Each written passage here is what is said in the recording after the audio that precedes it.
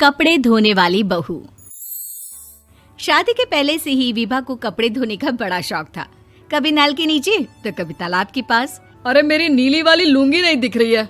विभा की अम्मा, कहाँ रखी है लुंगी? अरे वो तो विभा ने परसों ही धोकर रखी थी आपकी अलमारी में, देखो वहीं होगी। वो ना मैंने आज धो दी, मुझे लगा कि गंदी हो गई होगी। अरे कैसे गंदी हो गई थी? उसे तो मैंने पहना भी नहीं। हे भगवान, इस लड़की के कपड़े धोने की आदत से परेशान हो गया हूँ मैं। जितना तो घर में राशन नहीं आता, उससे कहीं ज्यादा डिटर्जेंट पाउडर का खर्चा है।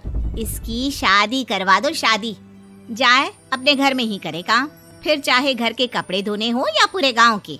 हाँ ठीक बोल रही हूँ, देखता हूँ मैं कोई लड़का। वो दिन भी आ जाता है जब विभा को देखने लड़के वाले आ जाते हैं। लड़की मुझे अच्छी लगी। होने वाली सास कहती है, बेटी अगर कुछ पूछना है तो पूछ लो। वैसे तो हमारी लड़की बहुत ही शर्मीली है, जो बोल दो वो मान लेती है, इसे क्या पूछना होगा। अरे कैसी बात कर रही हो माँ, मुझे इन लोगों के घर रहना है, सवाल तो कई है। हाँ हाँ बेटा, पूछ लो ना, क्या पूछना है। आप लोगों के घर कपड़े कौन धोता है? सास का मुंह बन जाता है। देखो, अगर तुम ये कहना चाहती हो कि तुम्हें कपड़े धोने नहीं आते तो सुन लो, कपड़े मैं ही धोती हूँ, लेकिन तुम्हारे आ जाने के बाद मैं रुमाल तक नहीं धोऊंगी। अरे चुप रहना भाग्यवान, बहू बेचारी घर आई नहीं, उसे डराना शुरू कर दिया।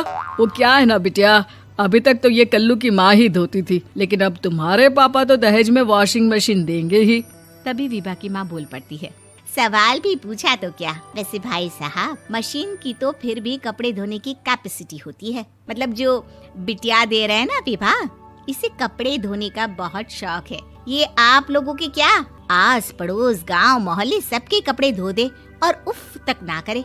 बाहर देखा नहीं आपने कितने कपड़े सूख रहे हैं? सब हमारी बिटिया ने ही तो धोए हैं। बस भी करो ना माँ, शर्म आ रही इतनी तारीफ सुनकर। और तो और एक दाग निकाल कर दिखाओ तो मान जाओ। हाँ अच्छा, माफ करना बेटा, मैंने गलत समझा। हमें तो रिश्ता बहुत पसंद है। और ऐसे जुड़ जाता है रिश्ता कपड़े धोने का शौक रखने वाली विभा का। उसकी शादी हो जाती है कोयला फैक्ट्री में काम करने वाले कल्लू के साथ। शादी के बाद अचानक विभा चिल्लाती हुई सास के पास आती है। सासू माँ, अरे सासू माँ कहाँ है आप? ये तो धोखा है, धोखा दिया आप लोगों ने मुझे। इसे ससुर के चक्कर के बारे में पता चल गया। अरे तो उसमें तुझे क्यों धोखा मिला है? अरे नल में पानी नहीं आता, कपड़े कैसे कब धुलेंगे? अच्छा, तू पानी नहीं आ रहा उसकी बात कर रही है। तो आपने क्या सोचा? कुछ नहीं। अच्छा, तेरी माँ ने कहा था कि कपड़े धोने का शौक है तुझे, याद आया मुझे।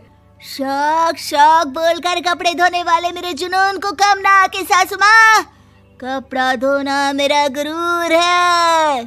तभी पति भी वहाँ आ जाता है। अभी मैंने इसे सनी देओल की फिल्म दिखाई है, उसी के डायलॉग मार रही है माँ। अच्छा सुन, साफ साफ बता रही हूँ, पानी सुबह 4 से 6 और शाम को 10 से 12 आता है, समझी? विभा टाइमिंग सुनकर हैरान हो जाती है। ये क्या भूतों का मोहल्ला है? सुबह 4 बजे उठकर कौन कपड़े धोता है? 4 बजे टंकी में पानी जाता है, फिर सारा दिन धोना ना, किसने मना किया? अरे कैसी बात कर रही हैं? 200 लीटर की टंकी में कितने कपड़े धो लूंगी मैं? सुबह ही उठ जाऊंगी मैं। अब क्या था, विभा सुबह 4 से लेकर रात के 12 बजे तक कपड़े ही धोती रहती। एक रोज सास पड़ोस से निकलकर कहीं जा रही होती है कि साथ वाली कहती है, हाँ कल्लू की माँ, जरा ये बताओ कि 2 साड़ी है, 2 ब्लाउज और एक पेटीकोट और एक नाड़े वाला लंबा कच्छा। हाँ तो? अरे तो क्या, कितना लोगी धुलाई ये बताओ। धोबन दिख रहे हैं हम क्या? हमारे पति सरकारी नौकरी से अभी रिटायर हुए हैं और बेटा सुपरवाइजर है कोयला फैक्ट्री में। धोबन समझ रखा है हमें? हाय रे कल्लू की अम्मा, माफ कर दो, वो तो मोहल्ले में यही सब बता रहे थे कि तुमने बहू को कपड़ा धुलवाने के काम में लगा दिया है। सास को पड़ोसन की बात सुनकर गुस्सा आ जाता है। वो घर पहुंचती है जहां घर के बाहर ही इतने सारे कपड़े सूख रहे होते हैं जितने कि किसी धोबन के घर पर। अरे ओ कल्लू की दुल्हन, बाहर निकल। माँ जी यहीं आ जाओ, बाथरूम में चादर धो रहे हैं हम। अरे अभी हम धोते हैं, तुमको बाहर निकलो। ये आस पड़ोस वाले बोल रहे हैं कि हम बहू से कपड़े धुलवा कर उसे कपड़ा धोने वाली बना दिए हैं। अरे छोड़ो ना माँ जी, किन लोगों की बातों में आती हो? आस पास के लोगों का तो काम ही होता है कि वो किसी तरह सास बहू को लड़ा दे। बहू सारे घर के कपड़े धोती है, ये क्या कम है? बोलिए। सास को भी लग जाता है कि वो बहू का ये सनकीपन नहीं छुड़वा सकती, इससे अच्छा है कि खुद ही चुप हो जाए। एक रोज सास और बहू मंदिर जाते हैं, जहाँ सास की साड़ी वहाँ खड़ी भीख मांगने वाली से मिलती है। माँ जी क्या बात है, आपकी साड़ी उस भिखारन से कितनी मिल रही है ना? हाँ हाँ देखो तो, दोनों की साड़ी मिल रही है। क्या बात है कल्लू की अम्मा, तुम खुद को तो अफसर की बीवी बताती हो और ऐसी सिंपल सी प्लेन साड़ी पहनकर घूमती हो। सिंपल और प्लेन नहीं है ये साड़ी। तो क्या सोने के धागे से फूल बने हैं? कुछ भी सासू माँ, कुछ भी। हाँ बने थे इस साड़ी में सोने के धागे से फूल। मेरे पति लेकर आए थे मद्रास से स्पेशली मेरे लिए 10,000 की। ताहे भाई साहब इस भिखारन के लिए भी सेम टू सेम साड़ी लेकर आए होंगे 10,000 की। सास उस वक्त तो कुछ नहीं कहती, लेकिन बहू के साथ घर आती है और अलमारी से एल्बम निकाल कर लाती है। ये साड़ी देख रही है, ये वही साड़ी है जिसे मैंने अभी पहना था। इस साड़ी में ये जो चमकदार फूल दिख रहे हैं ना, ये सोने के धागों से काढ़े गए हैं। लेकिन तू लोकल वॉशिंग मशीन ब्रश से घिस घिस कर सारे फूलों को निकाल कर साड़ी प्लेन कर दी।